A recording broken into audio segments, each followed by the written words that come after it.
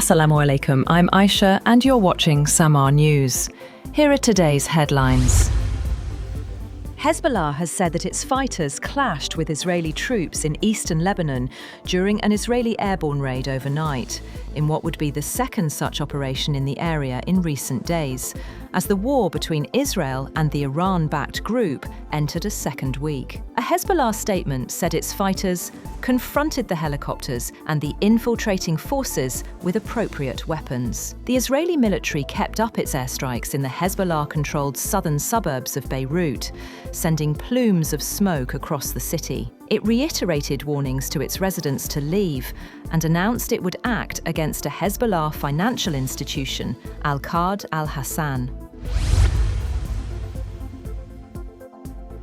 Iran's Assembly of Experts has appointed Mojtaba Khamenei as the country's new supreme leader following the death of his father, Ali Khamenei, in recent US and Israeli strikes. The 88-member body confirmed the appointment shortly after midnight in Tehran. The supreme leader holds final authority over Iran's military, judiciary, and key state policies. Mojtaba Khamenei, long seen as a potential successor, maintains close ties with the Islamic Revolutionary Guard Corps, IRGC, which reportedly backed his elevation, despite Iran's tradition against hereditary succession. His appointment comes amid intensifying conflict with the US and Israel.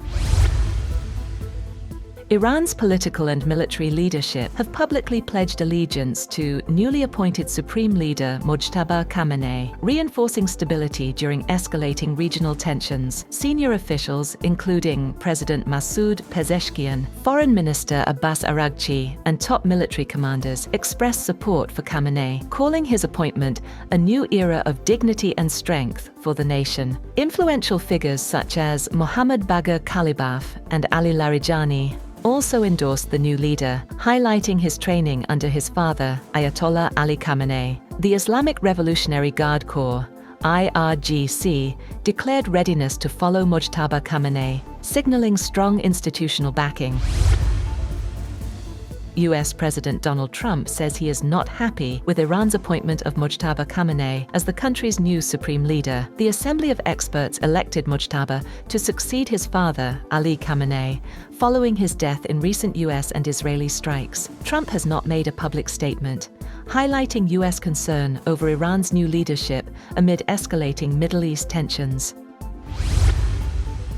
German Chancellor Friedrich Merz has called Iran the center of international terrorism and urged its leadership to end hostilities. Merz said the sooner Iran's leadership and the Islamic Revolutionary Guard Corps halt their actions, the sooner the conflict could end. He added that Israel and the United States would likely continue defending themselves until that happens.